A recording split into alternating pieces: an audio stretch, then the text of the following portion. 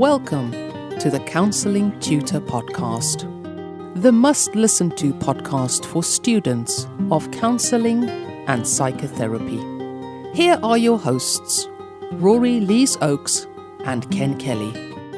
Hello and welcome to episode 20 of the Counselling Tutor Podcast with me, Rory Lees-Oakes. And with me is the man of many T-shirts, Mr. Ken Kelly. I have to say, Ken, you have a different T-shirt on every single week we do this episode. You love your T-shirts. It's great to be here, and I specifically chose this T-shirt this morning because I think this is a really good T-shirt for radio.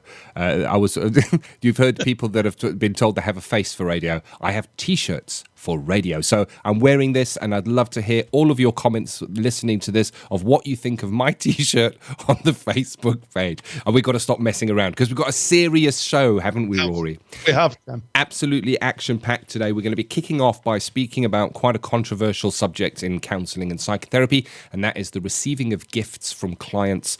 We're going to be moving on to theory with Rory, and a really popular topic and one that is covered again and again. And if you're studying counselling psychotherapy, you're covering this topic, that's for sure. And it is Maslow and the hierarchy of needs. Then we're going to be looking at person-centered business. And today in person-centered business, it's what do you do when a client gets in contact with you? If they leave a telephone message or if they send an email to engage in your service, what's the next step that you take? So we're going to be looking at that in person-centered business. And then we've got a great topic to end off with.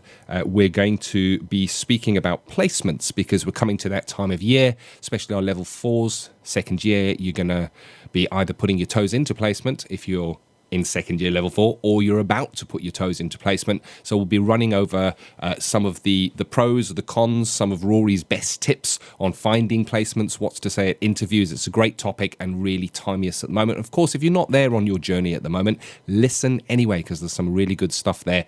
And of course, hopefully one day you will be in the position where you're going to be going into placement.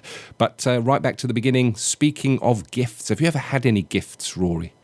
I have, Ken. And Ken knows what gifts I've had because we were talking about this in the preamble before we hit the record button. The only gifts I've ever received is a big bag of toilet rolls. And this was a lot of years ago. I had a client who just cried and cried and cried through sessions. She went through tissue after tissue after tissue. And right at the end, she came in with this big bag. She said, "These are for you." And I said, "Oh, thank you very much." And I have to say, I was a student then, and I'm thinking, "Oh no, dealing with gifts." So my heart started to beat a bit. And I opened it up, and it was literally a bumper bag of toilet rolls. And she said, "Maybe if you had these, it would have been a bit easier because I could have gone through them with less guilt." So Wow. yeah, so I've received a bag of toilet rolls, Ken. It's interesting. Just before you kind of move on to that, because I know we're going to be talking about the ethics of receiving a gift, but I think that's a really thoughtful gift. You know, when we spoke in the preamble, and it was a loaded question. Come on, Rory, what gifts have you had? Because I know that you mentioned toilet rolls, and I thought that there's a bit of a giggle there, but it's not. It's really serious to that person and pertinent to their journey that they shed a lot of tears. And I think that's the thing about when a gift is given. It's given from a very specific place in the client's heart related to the journey that they've had with you, you know. And I know when we study, we talk about the receiving of gifts and what are the ethics around that. Should we, oh no, we can't accept the gift. And I wonder what message it might have sent to that client who gave you the toilet rolls because of the tears that he or she had cried in their journey, had you said, "No, take this away." Well, you know, I'll put them in the lavatory, something like that. Yeah, you make an important point, Ken, and it was symbolic. Lots of gifts at the end of therapy, when a client gives you something, they're giving you a metaphor, something that is significant about their journey with you, and it's not to be underestimated. It's certainly one to take to supervision, and also it's about how you receive the gift. Now, we're going to be talking about gifts that we cannot receive. You know, there are some times where clients give us gifts where it's a bit inappropriate. So we always, no matter what the gift is, we always work with a big heart and empathy and congruence and be thoughtful of how we work with the clients. But there are some things that we can't accept. And what we have to do is be very thoughtful. So I'm going to give you just a few tips on gifting. Share some tips on gifting. Now, my view of it is that, as Ken has rightly said, if someone shares a gift with you, they're sharing a significant part of their journey. It forms part of the ending in counselling. So to dismiss it means that they've not got a satisfactory ending. The gifts are, if someone does gift, means something. They're giving part of themselves to you. So with the toilet rolls, I was very kind. I said, thank you very much. It's very kind of you. And we talked about the tears at the beginning, and we kind of revisited a little bit of that and how different she was from the first time we met, because the first time she met, she did nothing but cry. And what happened then is when she left, when she got out of the building, I went and we had a gift book. So here's the first thing. In a lot of practices, if they're run along the lines of social services, there's a gifting book. And what you do is you write in what you've received. And in those cases, what I did is I said, well, I think that I'll gift them to the organisation. Believe it or not, I do have toilet rolls at home. So I thought I'd gift them to the organisation. So we gifted them. And they became part of the organisation. But what do you think about gifts that are a bit more personal, Ken? Someone brings a piece of jewellery in. Somebody brings something that's just a bit more personal, something that's not easily shared. What are your views on that? It's tricky, isn't it? And it's tricky, and I guess it's about weighing it up within the relationship, knowing the relationship you have, looking at how deep into this relationship this gift is coming to you. So on your second meeting, if the client is coming in with some kind of a gift, I would be questioning that irrespective of what that gift might be. But certainly if something is personal, we need to remember that the counselling relationship is a very personal place to be. It's a very close relationship, and some people coming into that relationship may never have experienced that kind of closeness in their life before, and it's very easy to misconstrue that, to maybe feel a romantic inclination towards the counsellor, and you learn about this in your studies. So it's about measuring what you're receiving from a client based on how you feel within the relationship and what your gut feel is in that. I certainly, on high value items, and it's interesting because we could go on into a story about high value items in a moment, but on high value items, I would start questioning my ability to be able to take those gifts, and specifically things that are personal, even flowers, scented candles. And I know that they could be for the room, but as a male receiving them, I don't know. And I guess I would think about it and speak to colleagues and definitely go to supervision when that came up. And this is what these preambles are about. It's about getting the thoughts thinking and about getting you thinking, because you listening to this, it's your practice. It's going to be your client giving you these gifts. What are you going to do? And I guess preparing makes us forewarned so that we're not taken by surprise. Absolutely, Ken. And just a couple of things. Money, an absolute no-no. So if someone offers you money, very politely and thoughtfully turn it down. If they insist and you don't hurt the client's feelings, because that's the tricky balance, I think, then what I would do is I would accept it, and then I would go and see the practice manager and say, look, she's given me £20. And what practice managers sometimes do, and because they're separated away from the client, is sometimes they'll phone the client up and they'll say, thank you for donating that. Ken has brought this to my attention because it is actually part of our policies.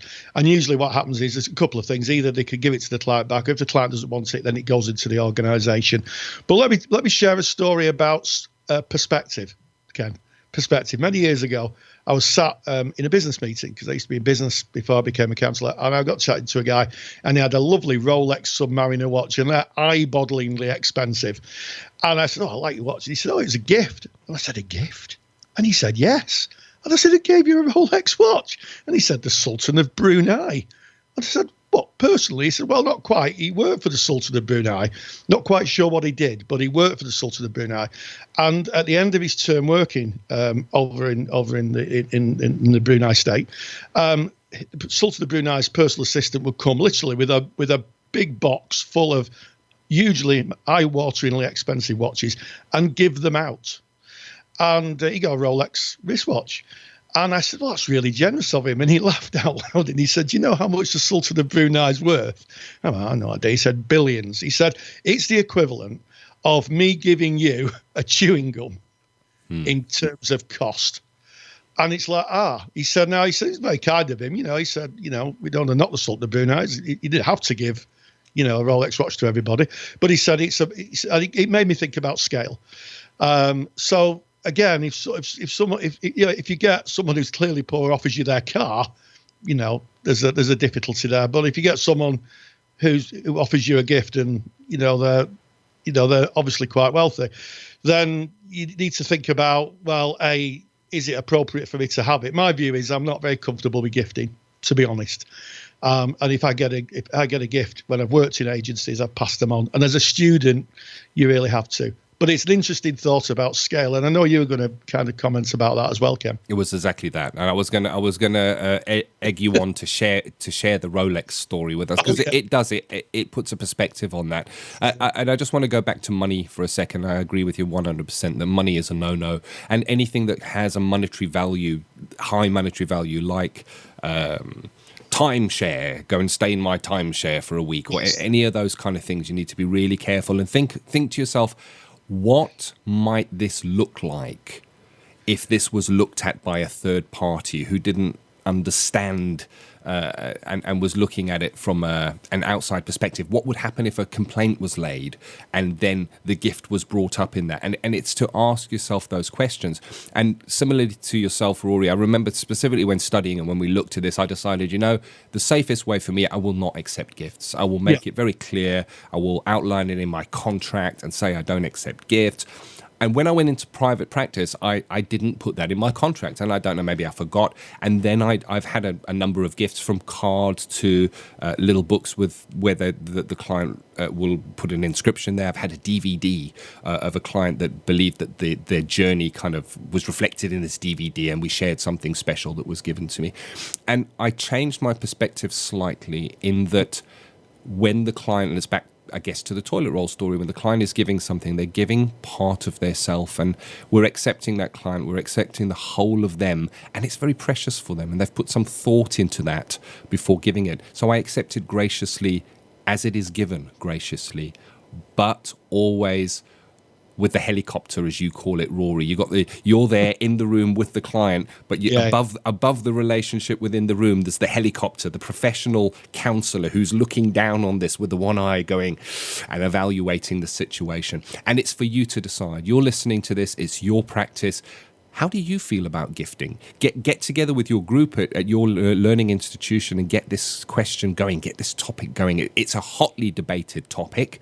And of course, join in the conversation and let's take it further on our Facebook group. And you can find that counsellingtutor.com is our mother site. And there's a little tab on there, Facebook. Click on that and you can join Facebook, or go to Facebook and just put in Counselling Tutor. Come and join in the conversation and let's talk about gifting. So our gift to you today is that topic of gifting, and I know you've got a great gift, Rory. You're going to be giving the gift of Maslow and his hierarchy of needs, something we all cover in our theory. So without any further ado, let's dive straight in to Theory with Rory. Counselling Theory with Rory Lees-Oakes. Over the last few days, I've been watching the Paralympics. As a Brit, I'm of course enormously proud of what our athletes have achieved. A total of 147 medals, 64 of those gold. Sitting watching the events, it struck me to perform at that level was probably as much psychological preparedness as it was physical conditioning. Through the years, many theorists have tried to capture the psychology of human motivation. One, however, stands out, not just for the elegant structure of the theory, a pyramid, but because his ideas seemingly fit into most areas of human, emotional and psychological development. The name of this theorist? Abraham Maslow, a psychologist who first published his ideas in a publication named the Psychological Review in 1949. This is better known as Maslow's hierarchy of needs, one of the best known and most taught psychological theories in human development. I suspect that part of the theory's popularity is because it's presented in the shape of a pyramid. At the wide base are the essential needs to survive. As those needs are met, we can proceed further up the triangle. But perhaps the greatest idea that Maslow puts forward is far from being a theory of behaviour that we may see in animals. He emphasised a wide range of human needs, such as physiological, cognitive, emotional and spiritual. The idea of addressing human needs and growth in such a wide-ranging way gives credence to his idea of self-actualization, basically being all you can be. Maslow presented his theories as a triangle. At the base are biological and physiological needs, things like breathing, water, food, sleep, shelter, excretion, sex, and sustaining comfortable temperatures. Next is safety and security. That's security of body, of health, of morality, and also others, safety and security needs. Then we go to love and belonging needs, relationships with others, family, friendships, maybe work relationships, sexual intimacy, maybe having a companion such as a pet. And then 4 is esteem needs, self-esteem, respect of and for others, respect by and from others, confidence, independence, achievement and prestige. Maslow described these as lower motivations, or what he would call deficiency motivations or demotivations. They are described as a type of motivation that operates on the lower levels of the hierarchy of needs. As we move towards the top of the triangle, Maslow described the higher functions as meta-motivation. This is what motivates and impels an individual towards self-actualization and excellence. Meta-motivation is distinct from motivation operating in the lower needs, and it only emerges after the lower needs are satisfied. These are cognitive needs, knowledge, reason and meaning. Aesthetic needs, appreciation and search for beauty, balance, form, structure and life expression. Maybe liking art or appreciating music. And then finally, at the top of the pyramid, self-actualization, being moral, creative, spontaneous, being able to problem solve, realizing your own potential, seeking personal growth, experiencing what Maslow described as peak experiences, being tolerant, having a lack of prejudice, accepting of the facts and crucially, willingness to be wrong and change your mind when new information is encountered. It's also sometimes referred to as transcendence, which is helping others achieve self-actualization, and would also include success of your children, hoping that they would have some kind of legacy, that you would leave a legacy, and memories that can live on long after you've gone. Maslow also believed that a psychological condition inherent in human beings that sabotages their dreams of greatness and relegates them to conform, in his words, being mediocre. He called this condition the Jonah complex, a reference to a biblical character named Jonah who attempted to flee the fate God had in store for him. A quote from Maslow's book, The Farther Reaches of Human Nature, published in 1971, outlines this idea by stating, "We fear our highest possibilities. We are generally afraid to become that which we glimpse in our most perfect moments, under the most perfect of conditions, under the conditions of greatness and courage. We enjoy and even thrill to godlike possibilities. We see ourselves in such peak moments, and yet we simultaneously shiver with weakness, awe and fear before the very same possibilities." Which brings us back to where we started, the Paralympics. Maslow believed that some people who reach self-actualization achieve peak experiences, which he described as the moments of highest happiness and fulfillment in his 1964 book, Religions, Values and Peak Experiences. How would I describe a peak experience? Well, look at the face of Paralympic cyclist, gold medal winner and fellow Mancunian Sarah Storey as she came in to finish 3.5 minutes before her nearest competitor. I suspect that smile transmits a feeling of huge accomplishment from someone who has literally become the very best they can be, and that is a peak experience. Thank you, Rory. Again, illuminating, eye-opening, and great for those assignments. And it doesn't matter what modality you study, the hierarchy of needs kind of sits there and kind of underpins anything. And to see this in action, you just need to look to any natural disaster across the world. You know, it doesn't matter what level a person is at. When there is a natural disaster, people are clamoring for shelter and food and water and the basics, and their status and all that they were just becomes out of mind. It goes back. It really does just go back down that hierarchy of needs. And the same is true within our relationships, within our counseling relationships. And of course, it's got that close parallel to the person-centered approach to counseling, with the organismic moving through the, well, I mean, Rogers took it, I guess, from Maslow, but it just does, it's got such a broad appeal. Absolutely, Ken. And you're absolutely right. You know, when that bottom part of the pyramid falls away, everything else crashes down on top of it. You know, if you haven't got air to breathe, then it doesn't matter if you're driving a Ferrari, effectively. Yeah. Or, you're a luminary in some form of business. If you haven't got air to breathe, the whole pyramid just drops. But there are, as I said, there are some criticisms, but it's still a rock solid theory, and one that's used in a lot of modalities.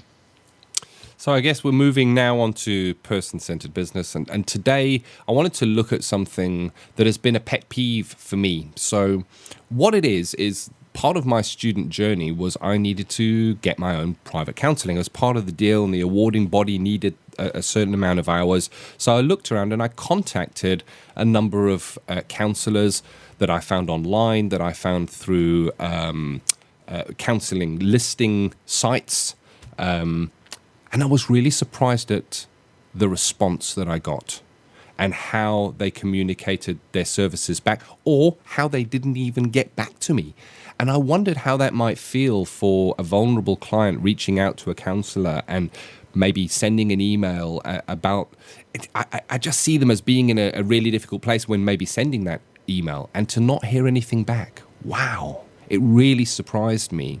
So I decided today to look at, what do you do when a client gets in touch? And that's what we're going to look at in Person-Centered Business. Person-Centered Business with Kenneth Kelly. Imagine for just a moment a client where they might be when they reach out to look for a counsellor.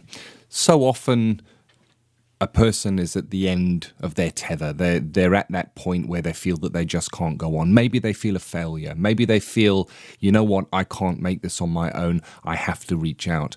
And I would imagine that very often the process of picking up a phone or sending an email to make contact with a counsellor, with a psychotherapist, brings with it a lot of resistance. And I guess it takes a lot of courage for the person to do that. It doesn't come easy. I guess that's the message in there.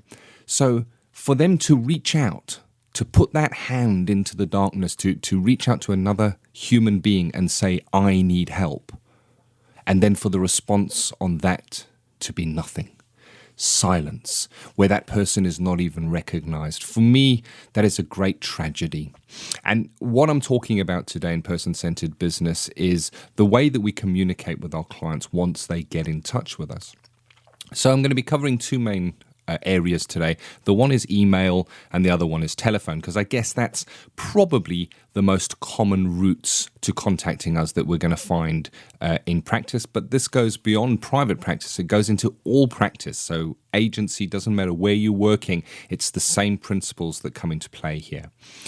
So we'll start off with email. So it's very easy when you setting yourself up in practice and you're putting your details out to put an email address, because if you go and put a listing on a counseling listing site where you kind of can be searched for and found by clients in a certain area, one of the questions they're going to ask is, what is your email address?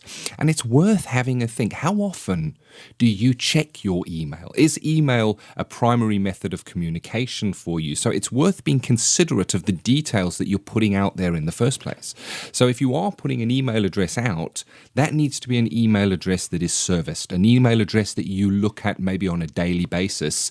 Because when somebody has sent you that email, that contact, that, hey, I'm looking to speak to somebody, you're going to want to recognize that and get back to them as soon as possible. So I just wanted to stick with emails just for a moment and look at how we might give that feeling that we're getting back and we're hearing that person first straight away. The first thing we can look at is called an autoresponder. Now, an autoresponder basically means that your email address is set up in such a way that as an email address comes into you, an automatic email is sent out. Now, we need to be pretty careful with what kind of message we might put in the automatic email that is sent out. But it could be something quite generic like, hi, I noticed that you sent me an email. I've received your email. I will be looking over that, and I most certainly will be getting back to you within, and maybe you can put a time period in that. Now, what that autoresponder does is it gives the person who is reaching out, that client that is searching for somebody, they instantly know they've been heard. They instantly feel that there's somebody out there who recognizes them and where they're at. And they can feel, okay, somebody has heard me and somebody will be getting back to me. So autoresponder software, some mail providers, I think Outlook, you can actually set it up to send out an automated message. Just be really careful that you are still checking your email. It's no good sending out a message saying somebody will get in contact with you within the next 24 hours or 48 hours and then they still hear nothing, because that again is letting that client down. Maybe you want to look a little bit more advanced than Outlook. You can look to something like MailChimp. MailChimp is a free email autoresponder provider, and you can set yourself up with an account that when somebody contacts you, an automatic email will be sent out. And you can have a series of automatic emails should you wish. I don't know that would be appropriate for counseling, but certainly that is one of the services that MailChimp offer. And there is another one. It is a paid service. It is called Aweber. And Aweber is, I think, $19 per calendar month last time I looked.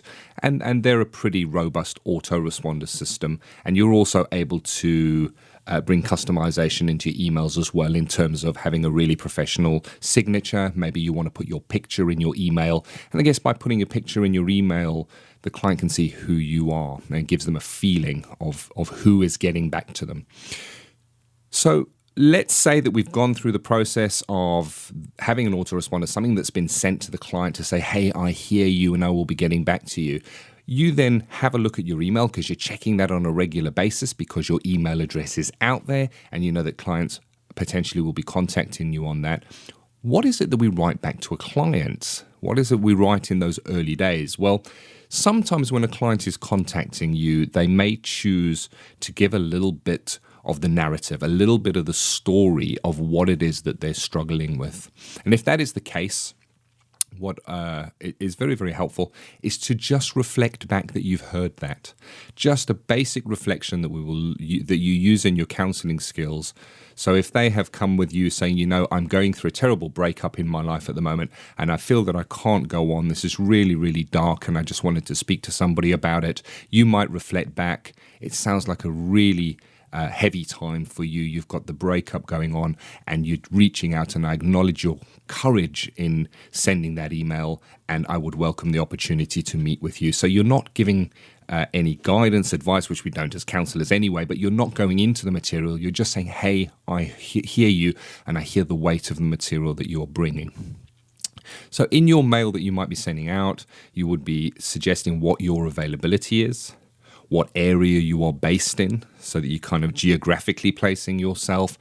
They may have found you in a listing and you may be many miles away from them. I've noticed with the counselling listings and the directories in the UK, you can put in a postcode or an area and you can get listings that actually come 10, 15, 20 miles out of that area. So be quite specific in where you are at and how they can take this forward should they wish to. So you kind of batting the ball back to them saying, hey, I have heard you. This is my availability. This is how I work. This is my pricing. If you should wish to get in touch, this is how you would do it. And you give them the instructions to be able to take that further.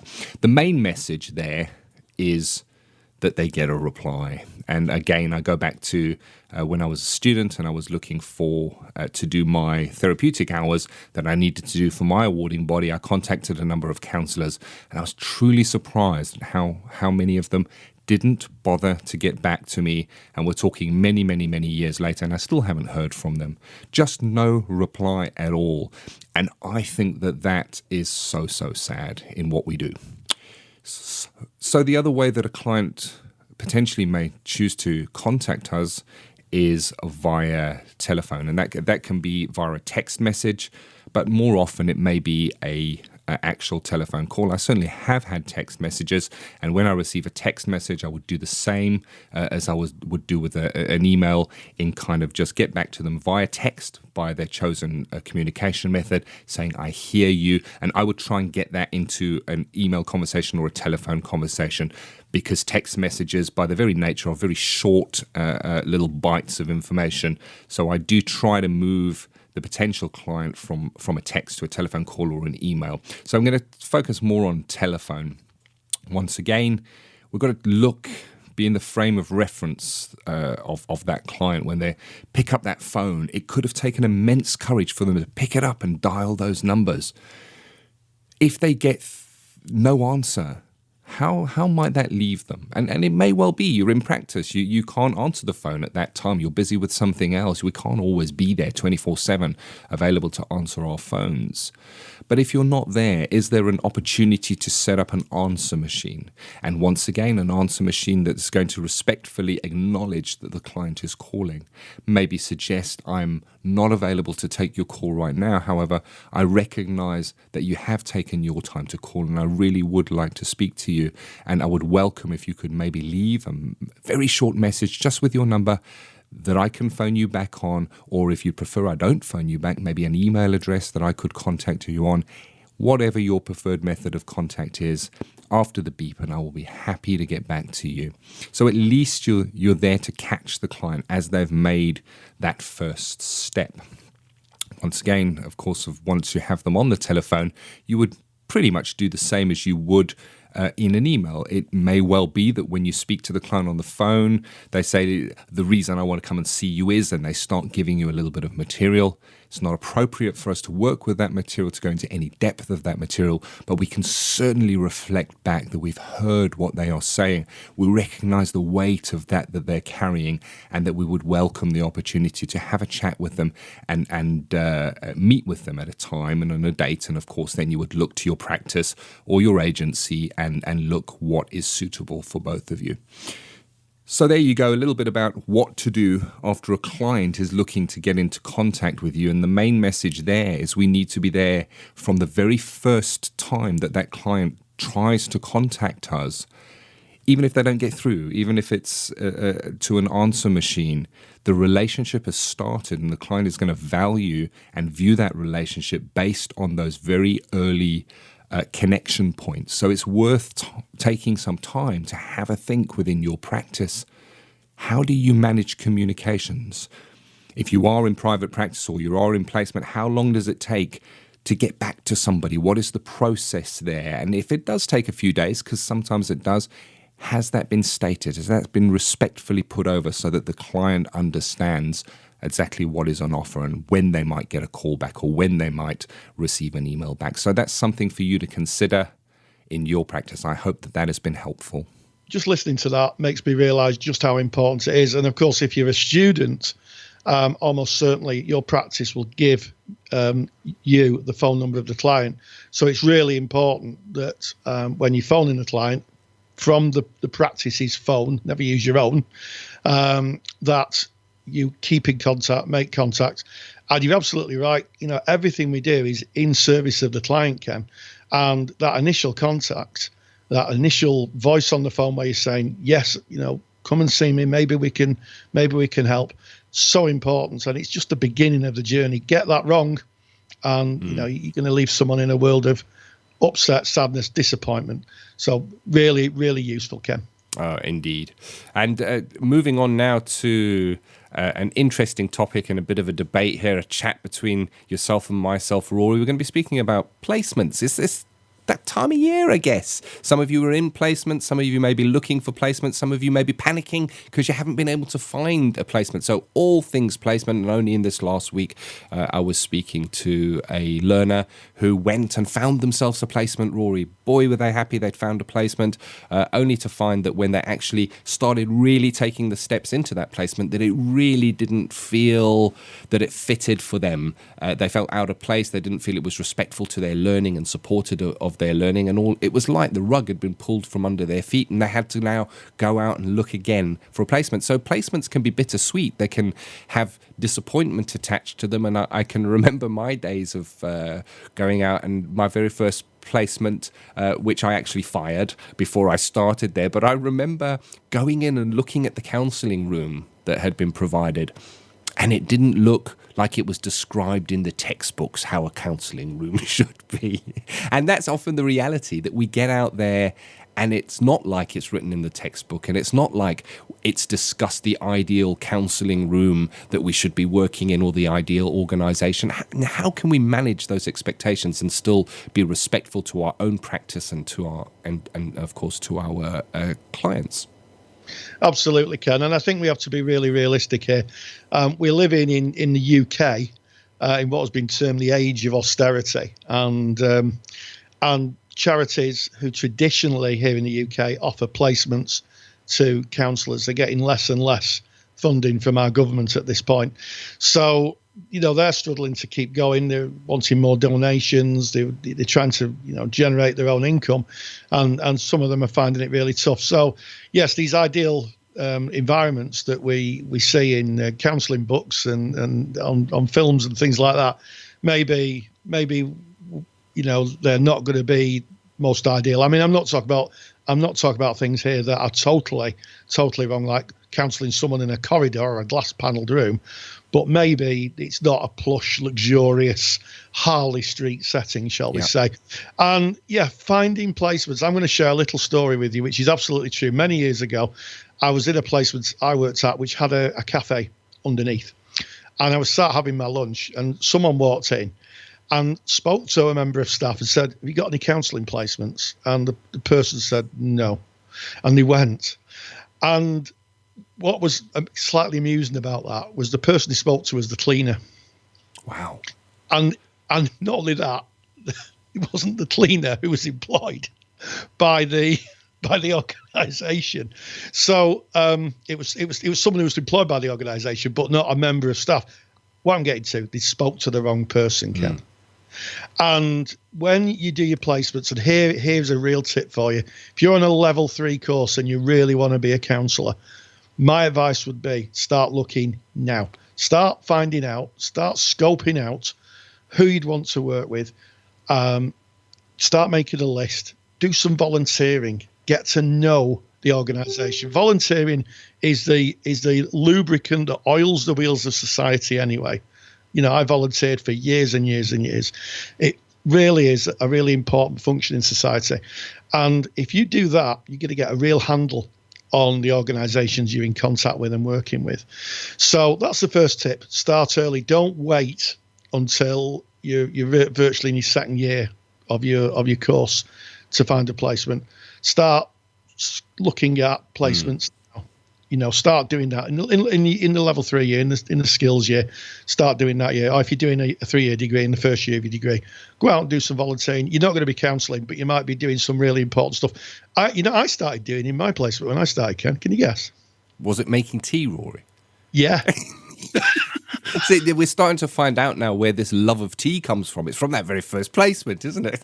Yeah, I went into my placement and I thought, I'm going to make the best tea ever. Because at the time, and I'll be really honest, that's all I could do. I came from the commercial world. I never worked in the world of counselling and psychotherapy. So I went and thought, I make the best tea ever. And the nice thing about starting at the bottom with a brush, do a bit of that, is because you meet everybody. You meet absolutely everybody. And those are going to be your contacts. And you're through the years, trust me on this, you will meet them again doing different jobs. Yeah. They become your colleagues and your support circle, very much so. And that goes for everyone that you come into contact with, including the people that you're studying with right now. So it's worth really cementing those foundations. And I agree with you, Rory. You go in and you offer your service to any organization. They love having people in to do cleaning, to make tea, to do those kind of tasks that I guess they're too busy to do. And when they're looking for somebody to go into placement, if you're already there, you've got your foot in the door. It's kind of a no-brainer. You're going to be sucked up with the vacuum that is created when they need people for their placements. And I guess if I was to bring a tip in here, it would be around be persistent.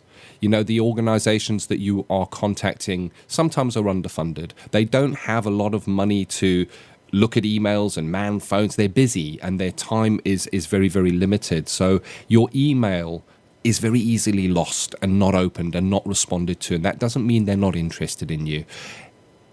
Email them again. Ask again. Phone them again. Leave another message if they don't get back to you. And I recall going back and the same thing. I mean, I went and volunteered and I used to phone every single day. And I all the time was promised that a message had been taken and the correct person would get back. And the next day I'd phone and I'd say, well, I haven't heard yet. I wonder if you might leave that message again. And eventually I got the call back and I ended up working for them in paid employment for over 2 years. So persistence is definitely the order of the day here. Absolutely, Ken. So a couple of tips here. First tip is the crucial times in the year. The first time is around about July, August. And the reason for that, if you're applying, is because a lot of people have finished their counselling hours and they're looking to move on. So placements get a little bit concerned, if I could use that word, in that they're going to have a bit of a gap in their provision.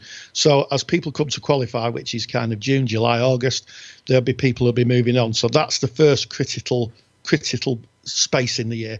Second critical space in the year is going to be November through to January. Now, the reason for that is most courses start in September.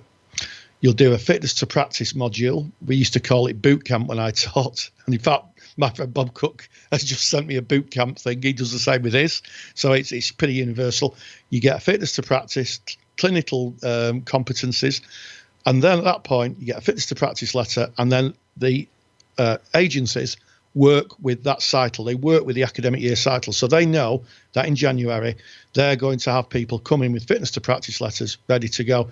So that's another aspect of it. The other thing I want to talk about is the interview.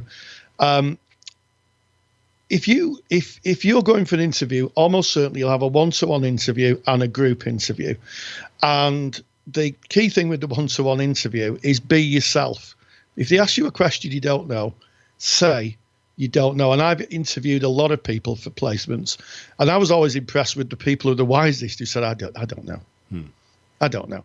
As opposed to the people who maybe felt a bit under pressure and kind of invented something, which we both knew at the end when they finished really wasn't what was wanted. And one other critical thing is just have a look at how the workers dress. I've seen people turn up for interviews looking like they're going for a job at a merchant bank. Now, it's horses for courses here. Dress code is the dress code that people wear in the organisation. So have a look at what the dress code is and turn up, because if you turn up, nothing wrong with working for a bank, I have to say, but it can show a kind of a bit of a lack of awareness. Or uniforms. If you're a police officer, or if you turn up wearing a uniform, sometimes that can be a bit of a barrier because they want people to be fairly neutral and fit in with the dress code of the organisation. And there's a psychological element that underpins that as well. And I saw a news article very, very recently in this last week, Rory. So this is really synchronous how this comes in. And it was about being a merchant banker. Funnily enough, that you should mention that. They were saying that people going and interviewing to become bankers are discriminated against depending on their dress. If they're not wearing the right colour shoes, don't go brown shoes, go black shoes. And you have to be wearing an upmarket suit. And because that's what is needed within that sector. And if you're counselling, you're 100% right. Look what other people within that organisation are wearing and try and mirror that. And even if they don't see it it may make a psychological difference and just give you that kind of, I don't know, that little step up. You kind of fit in right from the beginning, as opposed to standing out like a sore thumb if you went in like the merchant banker with the suit and the tie and nobody else is wearing that. Interesting. It's a good tip, that. And there's a whole load of tips that you can get, and you can get them for free. Rory wrote a phenomenal book which has been downloaded thousands of times, I have to say, Rory. I was just looking at the downloads. It's called How to Survive Counselling Training. And there's a whole chapter in getting a placement, including what you should write in your letter if you're approaching placements. And if you want to get that, it's so easy. You go to counsellingtutor.com. And you will find it in the little sidebar on most of the pages right at the top. It says download the How to Survive Counselling Training ebook. If you've already got that ebook, go and revisit it because it's got the chapter on placements there. Loads of tips, including the templates that you can use when reaching out to find a placement. Yeah, absolutely, Ken. And and he's got, as Ken said, out of a letter template, a technique of contacting placements, and a little bit about my observations of being a student many years ago, getting a supervisor, starting with my first client. So yeah, it's a good read. I don't know how many times it's been downloaded, but we're very grateful. I'm very grateful that people have taken interest in it. So that kind of brings us to the end of today. We'd love to hear from you. Again, please join us in our Facebook group. Go to Facebook, put in Counselling Tutor. That's us. Just knock on the door. If you're a student of counselling psychotherapy, we will welcome you in. We've got a nice active community of just under 3,000 like-minded counselling students and some professionals as well, some tutors as well. Come and join us. Great discussions that go on there. We'd also love if you could leave us a review on iTunes. You've been so generous with your reviews. We love them. We love reading them. It makes it feel like this is worthwhile doing. And you can do that just by going to the show notes of today's page, which is counsellingtutor.com. Click on the podcast tab. That's where you find a list of all the podcasts. This is episode number 20. Click on that one, and there's a link there that says leave us a review on iTunes. You just click on it, and it's going to take you through. And, of course, you can get all the links mentioned today from that page.